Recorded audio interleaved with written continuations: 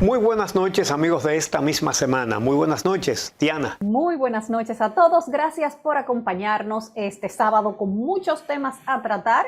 Tenemos que hablar, por supuesto, sobre esas figuras del Partido de la Liberación Dominicana que ahora aparecen en el padrón de la Fuerza del Pueblo, incluido su candidato presidencial, Abel Martínez. También varios temas sobre la justicia, principalmente lo del juez Rodríguez Consoró, investigado por el mismo Poder Judicial, pero él culpa al Ministerio Público. Esta semana también muchos casos relacionados a la delincuencia, asesinatos, atracos que han acaparado la opinión pública. Y el tema de las bebidas alcohólicas y las restricciones, parece que han llegado a un acuerdo.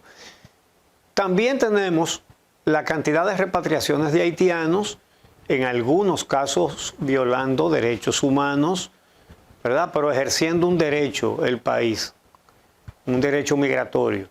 Y hay un par de ñapitas ahí que les van a gustar al final de este programa. Bueno, pues ese es el contenido de esta noche. Regresamos de inmediato.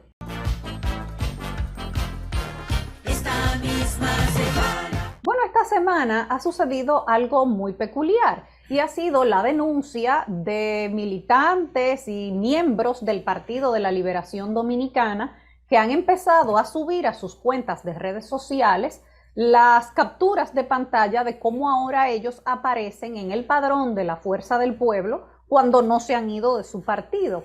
La primera fue Tessy Sánchez, quien hizo la denuncia a través de su cuenta de Twitter y puso ahí, como ustedes ven en pantalla, el tweet con la fotografía para que se vea que efectivamente ella aparece en el padrón de la Fuerza del Pueblo, pero nunca se ha ido hacia ese partido. Pero el colmo es que ha aparecido en el padrón de la Fuerza del Pueblo nada menos que el candidato presidencial del PLD, Abel Martínez, para quien ella trabaja, porque Tessy Sánchez trabaja directamente para Abel Martínez.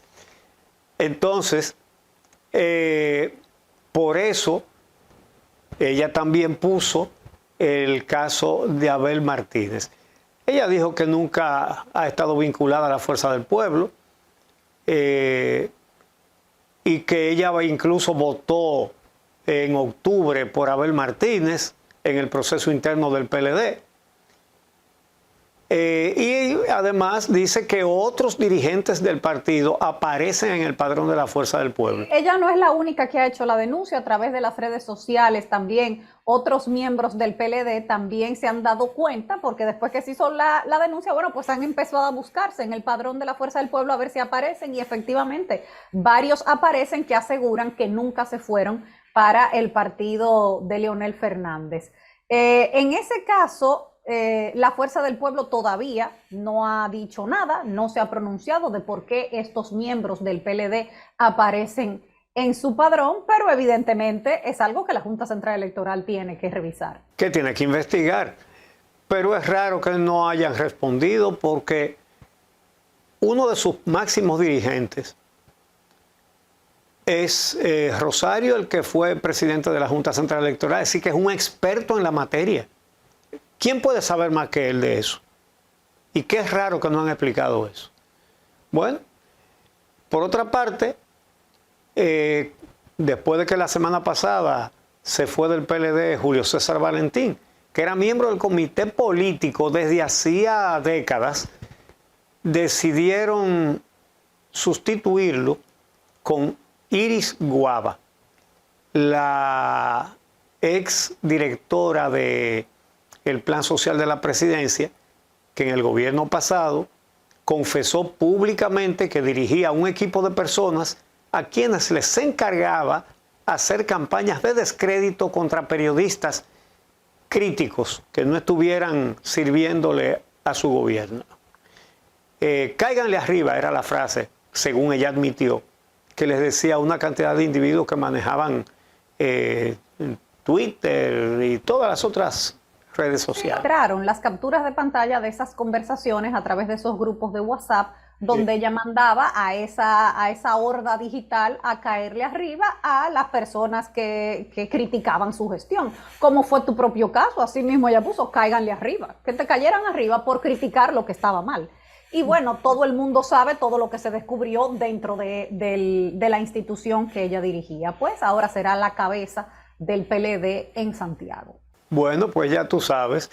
Entonces, vamos a hacer una pausa y en el próximo segmento vamos a tratar un tema muy, muy, muy importante. El tema de la justicia y sobre todo el caso del juez Rodríguez Consoró. En el ámbito de la justicia, señores, al juez Rodríguez Consoró, juez de instrucción del Distrito Nacional, está en el centro de un huracán en el medio de la justicia. Él se ha pronunciado. A él le están investigando dos decisiones recientes. Una fue el no al lugar que le dio a los acusados de corrupción porque se consorciaron funcionarios del Estado en CORDE y todo eso con empresas privadas, y entonces CORDE les cambió el barrio entero de los Tres Brazos, se lo entregó a un grupo a cambio de 2 solares. ¿Cuánto costará los Tres Brazos? Se lo vendieron con todo, hasta con la... Es decir, con todo lo que tenía, quiere decir con las calles, con los destacamentos de la policía, con todo. Y pasaron entonces a comenzar a cobrarles a toda la gente que vive ahí porque se metieron ahí, pero que son gente pobre, la gran mayoría. Entonces le dijeron, ahora tienen que comprarnos la tierra a nosotros. Y no sé si se recordarán, pero nos unimos 3 programas que salíamos a la misma hora, cuando yo dirigía el programa El Día, ¿verdad? Estaba también Altagracia Salazar, Edith Febles, en fin, estaba el programa de CDN y el programa de SIN. Y, bueno, pararon una combinación que le estaban haciendo a la gente porque tenían que pagar, en fin. El caso es que le dio un no al lugar y también le dio la libertad a un acusado de narcotráfico. Entonces, a él lo están investigando por esos 2 casos. Y el Consejo del Poder Judicial lo suspendió con disfrute de sueldo mientras se hace la investigación. Entonces, el juez Juan Francisco Rodríguez Consoró hizo una declaración bastante extensa en la cual él trata de presentar el caso como un ataque a todos los jueces. Él parece que trata de crear un ambiente en que todos los jueces se sientan ofendidos porque a él lo están investigando, porque no a ningún otro juez. Y también la sociedad, porque él dice que el Ministerio Público quiere hacer lo que le da la gana, imponerse y tener control del Poder Judicial, es decir, de los jueces. Pero resulta que es de la Suprema Corte de Justicia que sale la investigación que le hacen a él, de la Inspectoría del Poder Judicial. Y es la Inspectoría del Poder Judicial la que lo suspende para hacer la investigación. Entonces, el Poder Judicial le pasa la investigación al Ministerio Público, no al revés, como él quiere decir. No es el Ministerio Público el que le dice al Poder Judicial que lo investigue, no. El Poder Judicial le dice al Ministerio Público, investíguelo sobre esto. Y le dice qué es lo que hay que investigarle. Y se refiere a 2 casos. Al no al lugar que le dio a los involucrados, exfuncionarios y particulares, en el caso de los Tres Brazos. Los recordamos todos.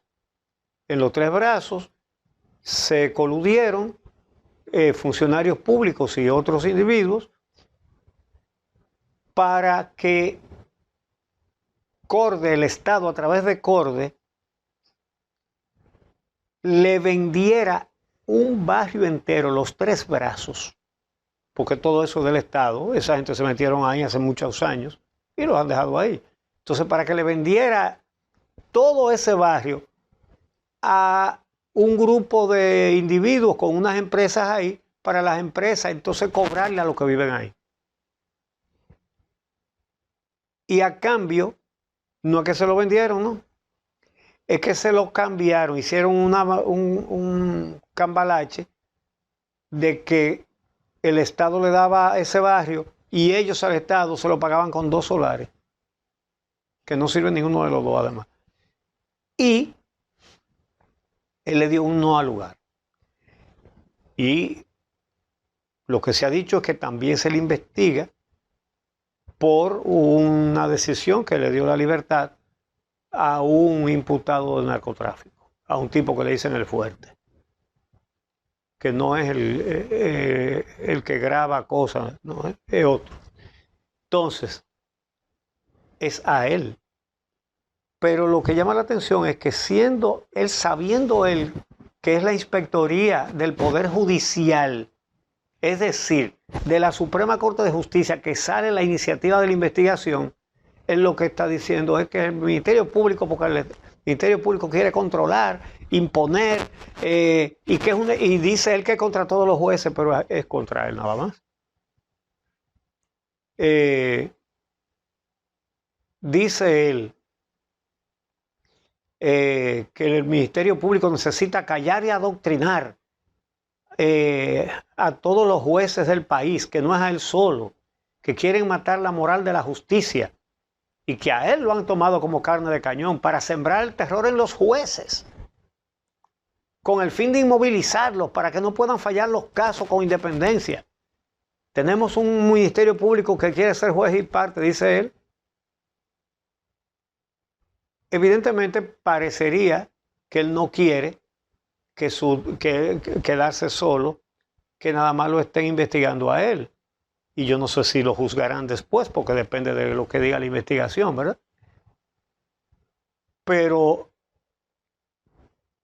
es evidente que él quiere generalizar un asunto muy particular que le atañe a él. Pero tú sabes que eso es un argumento muy utilizado, ¿eh? Cuando se está investigando a alguien siempre es una persecución política, cuando es un caso de corrupción, y ahora con el juez Consoró, bueno, pues también estamos viendo ese mismo tipo de argumentos, como que es una persecución en contra de todo el sistema judicial.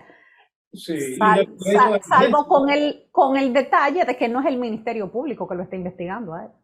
Y entonces, es la Inspectoría del Poder Judicial la que dice que contra ese juez hay imputaciones, y esto es textual, de gravedad extrema, dice, y añade, y existe el riesgo de que las faltas imputadas sigan ocurriendo si el disciplinado continúa en su cargo, por lo que se verá afectada la función jurisdiccional y junto con ella la imagen del Poder Judicial, dice el Poder Judicial, a través de su inspectoría.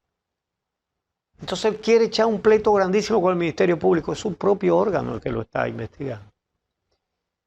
Entonces, ver si no tiene hechas ni tiene problemas, debería estar tranquilo esperando que le hagan la investigación. El Poder Judicial, por cierto, la inspectoría, en el documento en que menciona eso, cita el artículo 66 de la ley 327/98, que se refiere a faltas graves que dan lugar a destitución. Para hablar de esa investigación, faltas graves que dan lugar a destitución.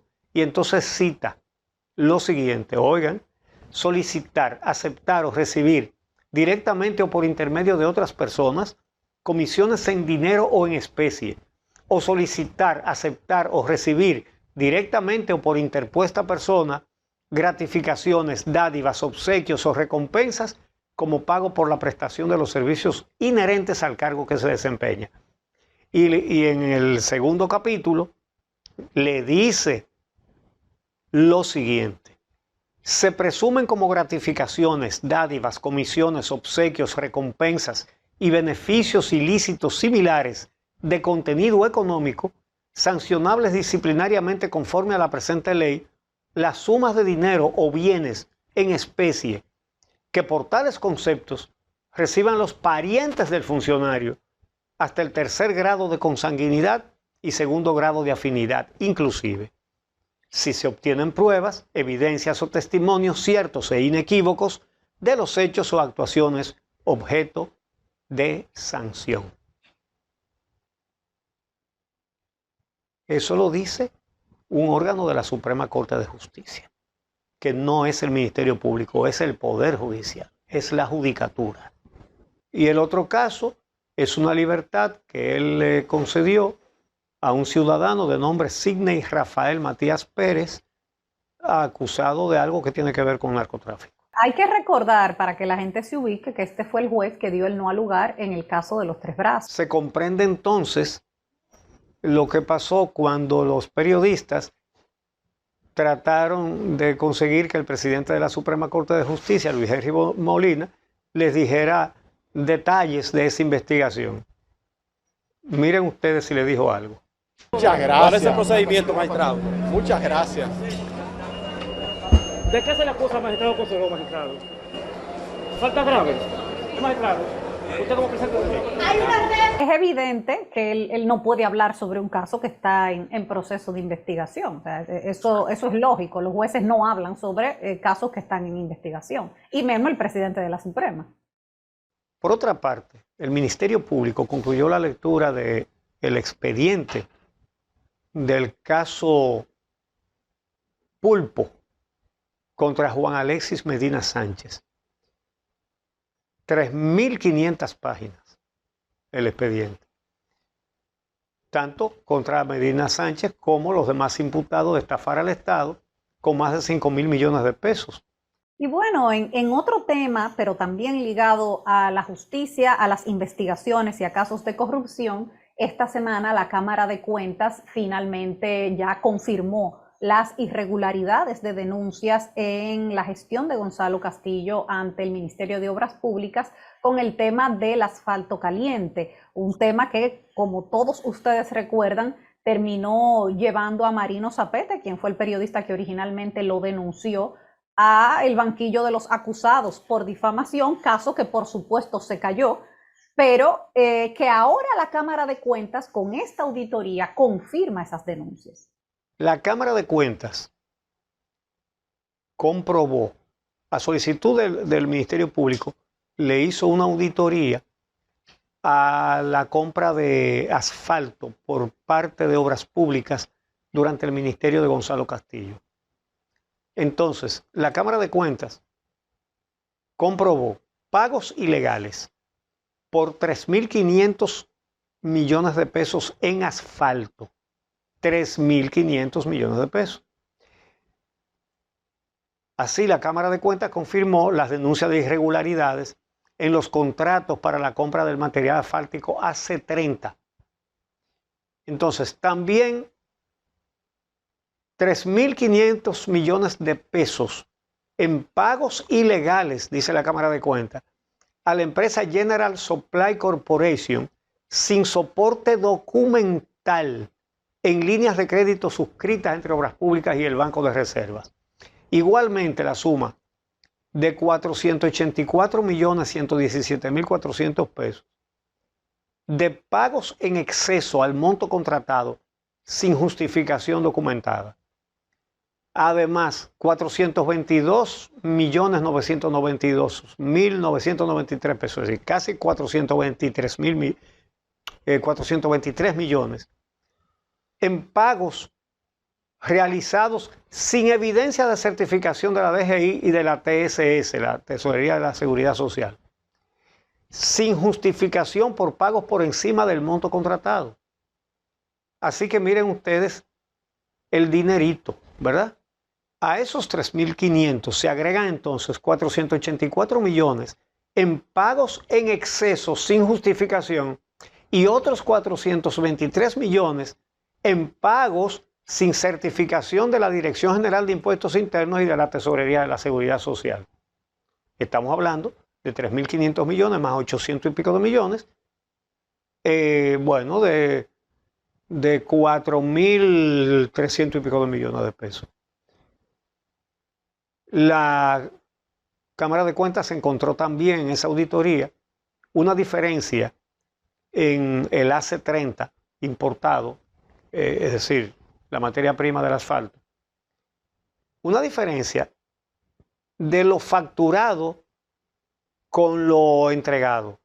Y la diferencia es por 2.884.623 galones con valor de 359.712.488 pesos, es decir, 360 millones es número redondo. Por lo tanto, estamos hablando de que prácticamente eso pasa de 4.000 millones de pesos por todo, las irregularidades encontradas ahí. Esta investigación se realizó a solicitud de la PEPCA. En mayo del 2021 lo solicitaron y la Cámara de Cuentas se la terminó. Y bueno, hay más datos interesantes, todos que involucran millones y millones de pesos. La auditoría es pública, ya fue subida a la página de la Cámara de Cuentas y la puede ver cualquiera que la pueda consultar. Se realizó a solicitud del Ministerio Público. Vamos a hacer una pausa y cuando regresemos entonces vamos a hablar sobre los casos de delincuencia esta semana que involucran hechos tanto en la provincia de Santo Domingo como en Santiago.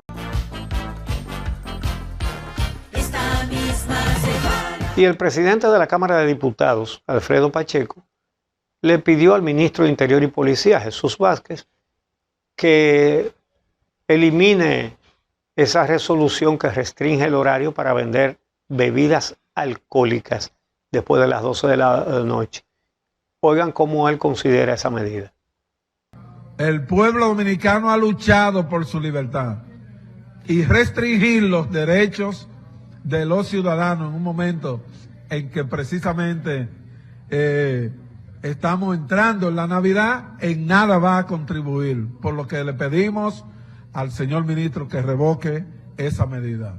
Pero es que pueden hacer 25 leyes y si no hay una policía que la aplique, que no coja dinero para permitir ese desorden, no importa que se aprueben 25 leyes, el problema no es de leyes, no es de falta de leyes, ese no es el problema. El problema es que el dueño de un colmadón amanece con la música, todo lo que da, y le paga a la patrulla de ese sector para que no le cierren el negocio, porque le pueden quitar las bocinas y le pueden cerrar el negocio. Lo pueden hacer, no lo hacen porque hay corrupción dentro de la misma policía. Entonces el problema en República Dominicana no es ni de establecer horario, ni de aprobar más leyes, es que no hay autoridad, no la hay. En realidad, más odioso es que no dejen dormir a todos los vecinos. Más odioso es que se armen balaceras como las que se arman. Pero ciertamente la ley no contempla esa medida de cerrar. Pues entonces, Pacheco podría ayudar porque él dirige una de las dos cámaras y tiene mayoría ahí, ¿verdad? Su partido. Hagan una ley que la mayoría de los países de este mundo tiene esos controles. En muy pocos países se permite que haya venta y consumo de bebidas alcohólicas en espacio público a altas horas de la noche. Es que eso no se permite en ninguna parte. Y más en los países civilizados. En los países desarrollados es donde menos se permite. Te puede meterse en una discoteca, sí, o en un bar, pero ese bar está cerrado, está insonorizado. Si ponen una canción ahí, no, nadie la oye, ni el que vive al lado la oye. ¿Verdad? Y todos en paz. El que quiera vender bebidas alcohólicas, que lo haga así. Pero Pacheco puede contribuir con una ley que le ponga controles a esa situación. Esa medida es un parcho. Pretender que una reducción del horario va a evitar la violencia y va a evitar la delincuencia es taparse los ojos. A esos empadronadores que atracaron esta semana del censo, fue a plena luz del día. Señor, el que quiere atracar y quiere robar, si no encuentra a quien robar de noche, le va a robar de día y va a atracar de día. Las raíces de la delincuencia y de la violencia son mucho más profundas. Sí. Pero afrontar eso es un trabajo que lleva más tiempo, es un trabajo que lleva más esfuerzo, más inversión, y entonces no, más fácil es decir desde las 12 todo cerrado.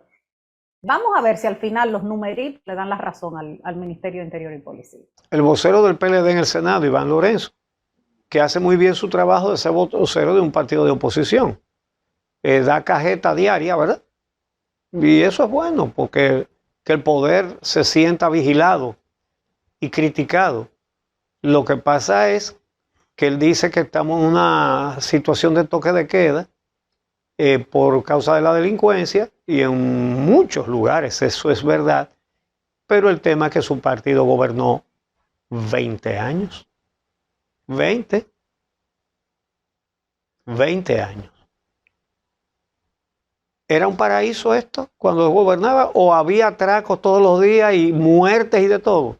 Y bueno, las redes sociales también se han llenado esta semana de videos, de casos de atracos, intentos de atraco, asesinatos. Tal vez uno de los más sonados fue el de las 3 muchachas que se ven dentro de un taxi, que fueron captadas en video dentro de un taxi cuando agreden al taxista con gas pimienta, como se ve en este video. Se escucha cuando una de ellas le grita a la otra, púyalo, púyalo, y el taxista logra salir del carro y lo último que dice, me están intentando atracar. Ese video circuló profusamente, hubo una de ellas que se entregó y las otras han salido a desmentir el hecho a través de sus redes sociales. Yo creo que el video por sí solo es muy explicativo. Por otro lado, esta semana, otra información muy importante, porque ha sido una semana muy cargada, es la declaración de César el Abusador, que ya se declaró culpable de tráfico de cocaína en un tribunal de Puerto Rico. Y a él le caben, por la cantidad de droga que se declaró culpable de haber traficado, le cabe una pena que puede ir entre 10 años y cadena perpetua. Pero todos sabemos qué es lo que ha pasado con los capos de la droga dominicanos que han decidido colaborar con las autoridades norteamericanas y declararse culpables. Sabemos lo que pasó con Quirino y sabemos lo que pasó con todos los otros. Sí. Y es que se declaran culpables, confiesan, le dan la información que quieren las autoridades norteamericanas y a los 10 años regresan a disfrutar de su fortuna. Eso es lo que ha pasado hasta ahora. Efectivamente, él puede recibir una sentencia de 10 años a cadena perpetua. Usted dirá, pero qué amplio es eso, de 10 años a cadena perpetua. Es amplio porque amplias son las posibilidades que debe tener el Ministerio Público para negociar con los capos. Es decir, ellos lo que hacen, ellos siempre tienen pruebas, ellos siempre consiguen pruebas fehacientes porque tienen presupuesto para tener buenas investigaciones. Entonces, ellos le dicen al imputado, mira, tengo todo esto de ti, podemos negociar. Te puede ir bien si lo dices todo, pero eso sí, oigan cuáles son las condiciones de esas negociaciones. Tienen que decirlo todo. Si después de hecho el negocio, para seguirle llamando así, y ser beneficiado con una sentencia blanda, los fiscales descubren que sabía otra cosa importante y no la dijo, el acuerdo se cae. Y de los 20 años que le den, o los 15, vuelven a los 100 o a los 150. Si descubren que sabía algo y no lo dijo, y si descubren también que ha dicho una sola mentira, se le cae el negocio. Por lo tanto, César el Abusador va a tirar al medio a un montón de gente allá. Eso está asegurado, porque evidentemente él consintió en negociar. Ya eso está negociado hace rato. Claro que sí, por supuesto. Mira, vamos a hacer una pausa y cuando regresemos entonces vamos a hablar sobre el tema de las deportaciones de haitianos en República Dominicana.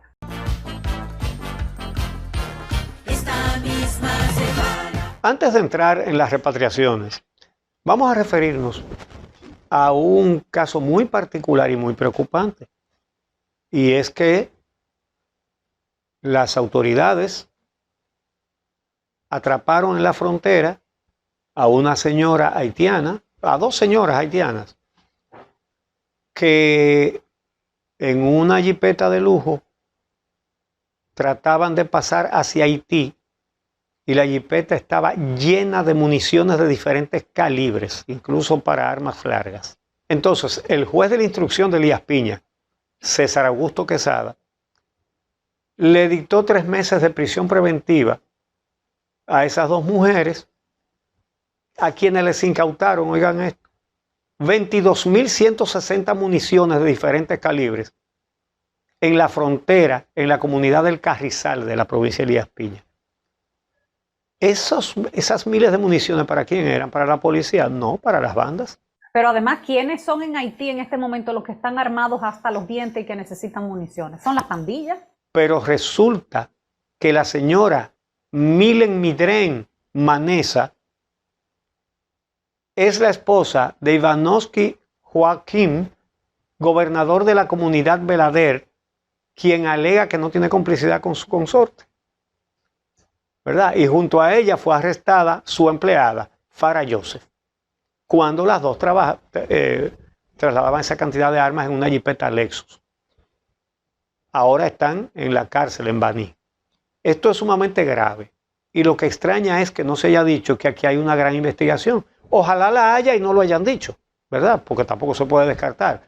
Pero el hecho de que trataran de pasar esos miles de municiones por la frontera hacia Haití es claramente que eran para las bandas, repito. Pero aquí tenemos que averiguar quién se las provee. ¿Quién es que tiene ese negocito aquí? Así que suponemos que el DNI, el J2 y todas esas cosas están averiguando intensamente esa situación, eso hay que determinarlo. En cuanto a las repatriaciones, Migración las ha intensificado. El director de Migración, Venancio Alcántara, repitió casi textualmente todo lo que había dicho el presidente Abinader, que este es el país que más ha contribuido con Haití en el ámbito laboral, claro que sí, en atención en salud, en ayudas humanitarias, en educación, en comercio, pero es un derecho de este como de todos los países del mundo repatriar a los indocumentados. Y aquí hay demasiados. Lo que pasa, fíjense, nosotros claramente hemos señalado, y lo dijimos desde el primer momento, sí, hay que repatriar. Hay muchos más de los que aquí se necesitan. Pero siempre advertimos, siempre y cuando se haga, respetando sus derechos humanos, porque eso es inviolable. Hay gente que le gusta eso. Y que nos tengan en la picota internacionalmente como violadores de los derechos humanos. Eso no es ninguna gracia. Nosotros también emigramos y estamos en otros países y en muchos casos se ha tratado de abusar de dominicanos, como a la joven que mataron en España hace ya muchos años, y las autoridades de España dieron un ejemplo de responsabilidad. Jamás se ha repetido eso. Un guardia civil y 3 más la mataron. Y todos sufrieron condenas que allá son severas, no son tan severas como las de aquí, pero allá son severas. Entonces, aquí, no en todos los casos, pero sí en muchos casos se están violando derechos humanos con estas deportaciones. Familiares de muchos haitianos que han sido concentrados en el vacacional de Jaina con fines de repatriación denuncian trato abusivo, trato inhumano en ese lugar, y también dicen que se llevan tanto a indocumentados como a documentados. Él tiene 10 días de que vino aquí al país. Él está legal y tiene su pasaporte con su visa. Él chequeó el día 4 del mes 11 del 2022. Entonces yo vine a traerle su pasaporte y lo que me tienen es parada aquí afuera, porque si yo vengo legal y le traigo su pasaporte a él, el deber de ellos es dejarme pasar y llevárselo, chequearlo y mandarlo. Yo tengo un primo mío aquí de día a noche, él tiene su papel al día, lo agarraron, lo trajeron para acá y todavía está aquí. Y tiene su documento al día adentro en su mano, no lo quiere soltarlo todavía. Sobre este tema, el expresidente Leonel Fernández hizo un llamado al gobierno a que garantice el respeto a los derechos humanos en los procesos de repatriación. Exactamente lo que nosotros habíamos planteado y seguiremos planteando. Sí, devuélvanlos a los que no tengan derecho a estar aquí, pero no los maltraten, no les violen sus derechos. Porque ¿por qué hay que hacerlo así? Si se puede hacer bien, ¿por qué hacerlo mal?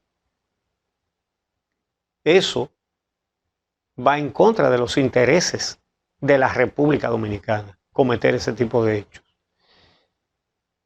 Y además, ahora dominicanos y haitianos emigran juntos ilegalmente. Agarraron 2 yolas, el Coast Guard de los Estados Unidos. 2 barcos diferentes agarraron 2 yolas. Y en ambas iban haitianos y dominicanos para Puerto Rico. La Guardia Costera los repatrió juntos a 66 dominicanos y haitianos que iban en esas 2 yolas. En una yola iban 48, de los cuales 43 eran dominicanos y 5 haitianos, y en la otra iban 15, con 14 dominicanos y 1 haitiano. Y oigan esto, en un año, de septiembre del 21 a octubre del 22, la Guardia Costera de los Estados Unidos interceptó 88 embarcaciones que llevaban viajeros ilegales de la República Dominicana a Puerto Rico. Los dominicanos no tienen un plan para apoderarse de Puerto Rico ni de Estados Unidos, obviamente, ¿verdad? Sí, la gente se va, desde que el mundo es mundo, cuando no encuentra en su tierra las oportunidades que necesita para vivir y se va a buscar a otro sitio. Así que eso es lo que hay. Los haitianos no tienen planes para ellos. Nada más hay que ver cómo está su país. Entonces ellos vienen aquí con la ventaja de que no tienen que arriesgar el pellejo en el Canal de la Mona como los dominicanos y como algunos haitianos que los acompañan, ¿verdad? Los haitianos nada más tienen que caminar para entrar aquí. Eso es lo que pasa. Bueno, Diana, y vamos entonces ya en el cierre a la ñapa con algunos casos interesantes. Aquí nació el ser humano número 8.000 millones. Bueno, es simbólico. Las Naciones Unidas habían determinado que por las proyecciones que ellos hacen de crecimiento poblacional, el pasado martes el mundo iba a alcanzar ya los 8.000 millones. Y de manera simbólica, porque es imposible saber cuál fue exactamente el número 8.000, pero de manera simbólica se designó al pequeño Damián como el niño número 8.000 millones. Y el hermano de mantequilla, que no sé si será mayonesa o mambá, el señor Wilton García, hermano de Wilkin García, dice que él quiere ser candidato a la presidencia. Pues miren, los consejos de su hermano, Mantequilla, le pueden ser de mucha utilidad para conseguir contribuyentes para su campaña. Que le cuente cómo que él convence a la gente. Bueno, no recomiendo a nadie eso, pero bueno, la verdad, hay que ver cosas en la vida. Y ya para finalizar está el tema del gallo en el aeropuerto. Es que un pasajero dominicano iba a abordar un vuelo con destino a la ciudad de Nueva York y ahí le encontraron un gallo que se le soltó y empezó. El gallo se le escapó. Sí, y empezó, ya tú sabes, un gallo a correr dentro del aeropuerto. El gallo se le escapó al dueño, al gallero que se lo llevaba. Y obviamente, en medio del aeropuerto internacional de las Américas, él no quiso recuperarlo. Y ahí el gallo dando carrera y cantando. Nada más le faltaba la maletica al gallo. Y la última ñapa es la más buena. Juan Luis Guerra trajo al país otro premio Grammy Latino al mejor álbum de merengue y bachata. El álbum Entre Mar y Palmeras, que fue grabado en vivo, me explico. Fue tocando en vivo en una playa, pero sin público. Sin público, pero con una transmisión especial de HBO. Y por ahí vio el mundo entero a Playa Esmeralda de Miches. Así que terminamos este programa de hoy con un abrazo a esa gran estrella que nos hace sentir muy orgullosos, Juan Luis Guerra. Amigos, hasta la próxima semana. Así es. Muchísimas gracias a todos por su sintonía. Hasta aquí hemos llegado al final de esta misma semana. El próximo sábado nos encontramos nuevamente con todos ustedes en Telesistema 11. Esta misma semana.